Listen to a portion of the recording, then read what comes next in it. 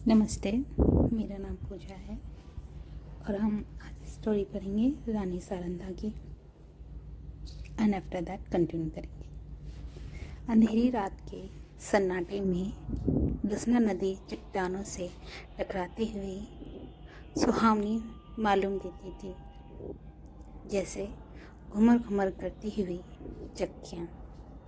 नदी के दाहिने तट पर एक टीला है, उस पर एक पुराना दुर्ग बना हुआ है जिसको जंगली वृक्षों ने घेर रखा है। टीले के पूर्व की ओर एक छोटा सा गांव है। यह घड़ी और गांव दोनों एक बुंदेला सरदार के कीर्ति चिन्ह हैं। शताब्दियां व्यतीत हो गई, बुंदेलखंड में कितने ही राज्यों का उदय और अस्त हुआ। मुसलमान आए और गए, बुंदेला राज उठे और गिरे। कोई गांव, कोई हल्का ऐसा न था जो इन दुर्व्यवस्थाओं से पीड़ित ना हो, मगर इस दुर्ग पर किसी शत्रु की विजय पताका न लहराई और इस गांव में किसी विद्रोह का भी पदार्पण न हुआ। यह इसका सौभाग्य था। अनिरुद्ध सिंह वीर राजपूत था। वह जमाने ही ऐसा था जब मनुष्य मात्र को अपने बाहुबल और पराक्रम की ही भरोसा था। एक और मुसलमान सेनाएं पैर जमाए खड़ी रहती थी, दूसरी ओर बलवान राजा अपनी निर्बल भाइयों का गला घोटने पर तत्पर रहते थे। अनिरुद्ध सिंह के पास सवारों और प्यादों का एक छोटा सा मगर सजीव दल था, जिससे वह अपनी कुल और मर्यादा की रक्षा किया करता था। उसे कभी चैन से बैठना नसीब ना होता था। 3 वर्ष पहले उसका विवाह शीतला देवी से हुआ था, मगर अनिरुद्ध विहार के दिन और विलास की रातें पहाड़ों में काटता था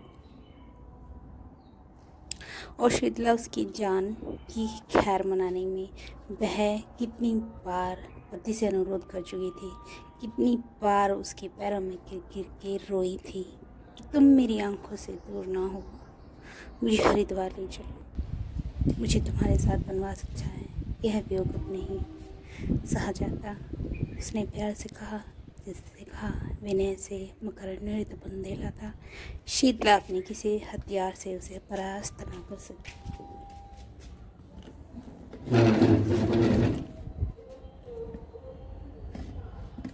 अंधेरी रात थी, सारी दुनिया सोती थी, तारे आकाश में जागते थे। शीतला देवी पलंग पर कई करवटें में बदल रही थी और उसकी ननद सारंधा फर्श पर बैठी मधुर स्वर से गाती थी। शीतला ने कहा, जी न जलाओ, क्या तुम्हें भी नींद नहीं आती? सारंधा, तुम्हें लोरी सुना रही हूँ। शीतला, मेरी आंखों से नींद लोप हो गई है। सारंधा, किसी को ढूंढने गई होंगी। इतने में द्वार खुला और एक गठे हुए बदन के रूपवान पुरुष ने भीतर प्रवेश किया। यह अनिरुद्ध था। उसके कपड़े भीगे हुए थे और बदन पर कोई हथियार न था। शीतला चारपाई से उतरकर जमीन पर बैठ गई। सारंधा ने पूछा, भैया यह कपड़े क्यों भीगे हैं? अनिरुद्ध ने भी पैर कराया। सारंधा ने पूछा, हथियार का क्या हुआ? अनिरुद्ध चीने गए। सारंधा और साथ के आदमी अनिरुद्ध सबने वीर गति पाई। शीतला ने दबी जवान से कहा, ईश्वर ने ही कुशल किया, मगर सारंधा के तीव्रों पर पल पड़े गए थे और मुखमंडल गर्व से सतेज हो गया। बोली, भैया तुमने कुछ कुल की मर्यादा खो दी, ऐसा कभी ना हुआ था। सारंधा भाई पर जान देती हुई उसके मुंह से यह कार सुनकर अनिरुद्ध लज्जा और खेद से विकल हो गया। यह वीरांगनी जिसे क्षण भर के लिए अनुराग ने दबा लिया था, फिर ज्वलंत हो गई। वह उठे पाँव लौटा और यह कहकर चला गया कि सारंधा, तुमने मुझे सदैव के लिए चित कर दिया। यह बात भूलकर कभी नहीं भूलेगी। अंधेरी रात थी, आकाशमंडल में तारों का प्रकाश बहुत धुंधला था। अनिरुद्ध किले से बाहर निकला पल भर में नदी के उस पर जा पहुंचा और फिर अंधकार में लुप्त हो गया। शीतला उसके पीछे पीछे किले की दीवारों तक आ गई, मगर जब अनिरुद्ध छलांग मारकर बाहर कूद पड़ता तो वह विरहणी एक चट्टान पर बैठ के रोने लगी। इतने में सारंधा भी वहाँ जा पहुंची। शीतला ने नागिन की तरह मुँह खाकर कहा, मर्यादा प्यारी है सारंधा। हाँ, शीतला अपना पति होता तो हृदय में छिपा लेती, सारंधा ना छाती में चुभा देती। शीतला ने अटकर कहा, चोली में छिपाती फिरोगी, मेरी बात की है लो सारंधा। जिस दिन ऐसा होगा मैं अपना वचन पूरा करने दिखाऊंगी। इस घटना के 3 महीने पीछे अनिरुद्ध मेहरोनी को जीत कर लौटा और साल भर पीछे सारंधा का विवाह और के राजा चंपतराय से हो गया। उस दिन की बातें दोनों महिलाओं के हृदय स्थल में कांटों की तरह भटकती रही। राजा चंपतराय बड़े प्रतिभाशाली पुरुष थे। सारी बुंदेला जाति उनके नाम पर जान देती थी और उनके प्रभुत्व को मानती थी। गद्दी पर बैठते ही मुगल बादशाहों को कर देना बंद कर दिया और वे बाहुबल से राज्य विस्तार करने लगे। मुसलमानों की सेनाओं बार बार उन पर करती थी पर हार कर लौट जाती थी। यही समय था जब अनिरुद्ध ने सारंधा का चंपतराय से विवाह किया। सारंधा ने मुँह मांगी मुराद पाई। उसने यह अभिलाषा की, मेरा पति बुंदेला जाति का कुल तिलक हो पूरी हुई। यद्यपि राजा के रनिवास में 5 रानियाँ थीं, मगर उन्हें शीघ्र ही मालूम हो गया कि वह देवी जो हृदय में मेरी पूजा करती है सारंधा है। परंतु कुछ ऐसी घटनाएं कि चंपतराय को मुगल शाह का आश्रित होना पड़ा। वे अपना राज्य अपने भाई पहाड़ सिंह को सौंप कर चले गए। यहाँ शाहजहाँ के शासनकाल का अंतिम भाग था। शहजादा अदारा शिकोह राज्य के कार्यों को संभालते थे। युवराज की आंखों में शील था और चित्त मुदार था। उन्होंने चंपतराय की वीरता की कहानियाँ सुनी थी, इसलिए उन्होंने बहुत आदर सम्मान किया और कालपी की बहुमूल्य जागीरें उनको भेंट की, जिसकी आमदनी 9 लाख थी। यह पहला अवसर था कि चंपतराय को आए दिन के लड़ाई झगड़े से निवृत्ति मिली और उसके साथ ही भोगविलास का प्रबल्य हुआ। रात दिन आमोद प्रमोद की चर्चा रहने लगी। राजविलास में डूबे रानी चढ़ाव गहनों पर रीझी, मगर सारंधा इन दोनों बहुत उदास कुंचित रही। वह इन रहस्यों को दूर रहती के नृत्य और गान सभाएं उन्हें सुनी प्रतीत होती। एक दिन चंपतराय ने सारंधा से कहा, सारन तुम उदास क्यों रहती हो? मैं तुम्हें कभी हंसता नहीं देखता, क्या तुम नाराज हो? सारंधा ने आंखों में जल भर कर बोली, स्वामी जी आप हैं क्यों ऐसा विचार करते हो? जहाँ प्रसन्न है मैं वहाँ भी खुश हूँ। चंपतराय ने, जब से मैं आया हूँ तुम्हारे आंखों मुख कमल पर कभी मोहनोही मुस्कान नहीं देखी। तुमने कभी अपने हाथों से मुझे पीड़ा नहीं खिलाया। पीड़ा क्या होता है? कभी मेरी पाग नहीं सवारी, कभी मेरे शरीर पर शस्त्र नहीं सजाए, कभी प्रमलता मुरझाने तो नहीं लगी। सारंधा प्रेरणा था। मुझे ऐसी बात पूछते हैं जिसका उत्तर मेरे पास नहीं है। यथार्थ में दिनों मेरा चित्त कुछ उदास रहता है। मैं बहुत चाहती हूँ कि खुश रहूँ, मगर बहुत सा लगा रहता है, बहुत हृदय पर धरा रहता है।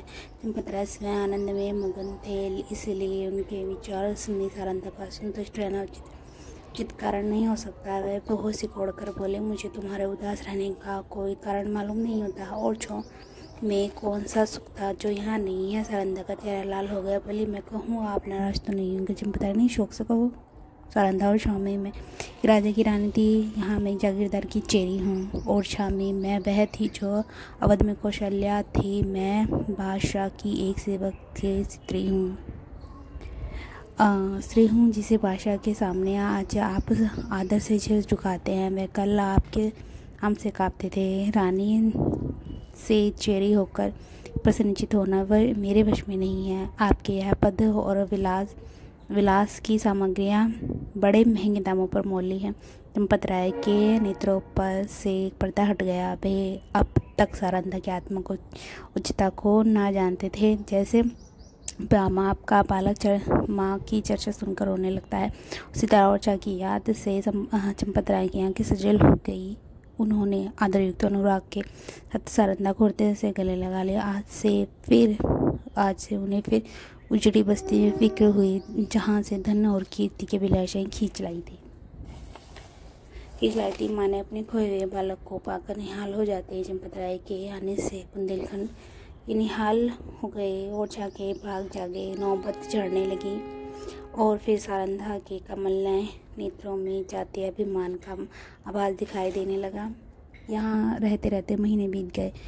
इस बीच में जहाँ बीमार पड़ गया, पहले से ईर्ष्या की अग्नि दहक रही थी। वह खबर सुनते ही ज्वाला प्रचंड कोई सामग्री की तैयारी होने लगी। शाहजहां, मुराद और मोहउद्दीन अपने दल सजाकर दक्षिण से चले गए। वर्षा के दिन थे। उर्वरा भूमि रंग बिरंगे रूप में अपना सौंदर्य को दिखाती रही। मुराद और मोहउद्दीन उमंगों से भरे हुए कदम उठाते ही चले आ रहे थे। यहाँ तक कि उर्किन के चंबल के तट पर आ पहुंचे, परंतु उन्होंने बादशाही सेना को शुभकामना की निमित्त तैयार कर पाया। शहजादे अब बड़ी चिंता में पड़े। सामने अमग्य नदी नहरें मार रही थी। किसी के त्याग के सदृश्य विवश होकर चंपतराय के पास संदेश भेजा कि खुदा के लिए हमारी डूबती हुई नाव को पार लगाइए। राजा ने भवन में जाकर सारंधा से पूछा, इसका उत्तर क्या कर दूं? सारंधा, आपको मदद करनी, चंपतराय इसकी मदद करना, दार्शनिकों से पैर लेना है। सारंधा, ये सत्य है, परंतु हाथ फैलाने की मर्यादा भी तो होनी चाहिए। चंपतराय, पर तुमने सोच कर जवाब नहीं दिया। सारंधा, प्राण अपने चित्र जानती हूँ कि यह मार्ग कठिन है। अब हमें अपने योद्धाओं का रक्त पानी के समान बहाना पड़ेगा, परंतु हम अपना रक्त बहाएंगे और चंबल की लहरों को लाल कर देंगे। विश्वास रखिए कि जब तक नदी की धारा बहती रहेगी, वह हमारे वीरों का कीर्तिगान करती रहेगी। जब तक बुंदेलों का एक भी नाम लेवा रहे, ये रक्त बिंदु उसके माथे पर केशर का तिलक बनाकर चमकेंगे।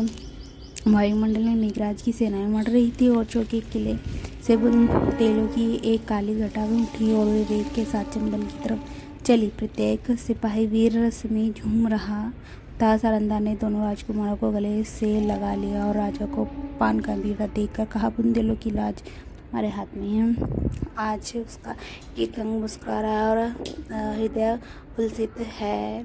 बुंदेलों की यह सेना देखकर शहजादे फूले न समाये। राजा वहाँ की अंगुल अंगुल भूमि की परिचित थे। उन्होंने बुंदेलों को तो एक आड़ में छिपा दिया और शहजादों की फौज को सजाकर नदी के किनारे पश्चिम की ओर चले। दार्शनिकों को भ्रम हुआ कि शत्रु किसी अन्य घाट से नदी में उतरना चाहता है। उन्होंने घाट पर से मोर्चा हटा लिया और घाट पर बैठे हुए बुंदेल उसी ताक में थे।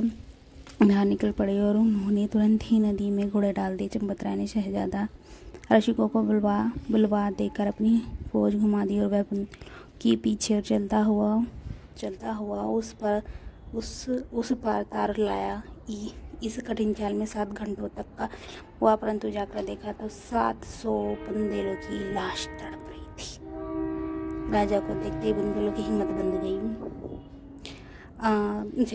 शहजादों की सेना ने अल्लाहो अकबर की ध्वनि का दावा किया। बादशाही सेना में हलचल पड़ गई। उन्होंने पंक्तियों छिन्न-भिन्न हो गई। हाथों हाथ लड़ाई होने लगी। यहाँ तक कि शाम हो गई। रणभूमि रुधिर से लाल हो गई और आकाश में अंधेरा हो गया।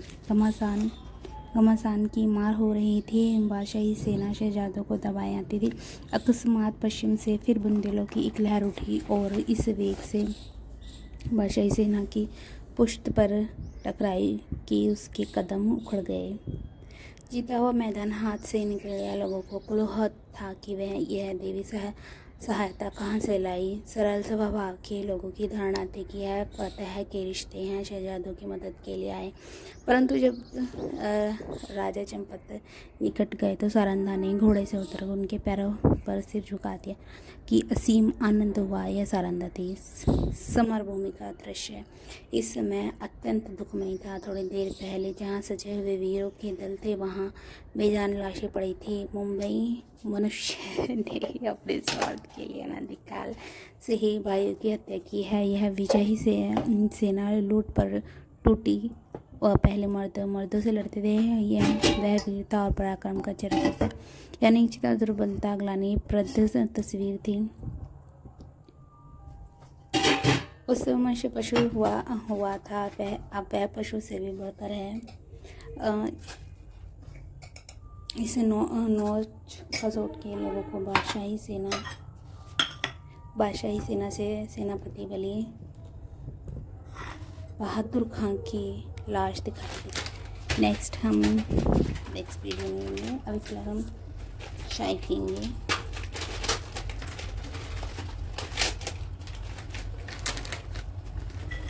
These things are not good. ये पास करेंगे अपने पास है।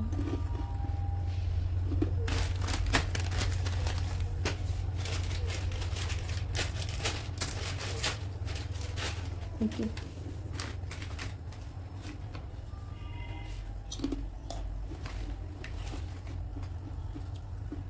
वो पतंग कटा लगा।